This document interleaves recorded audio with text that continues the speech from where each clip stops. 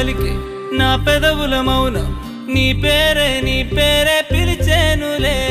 నీ పిచ్చితోనే అల్లాడే ప్రాణం నిన్నేలే తలచేను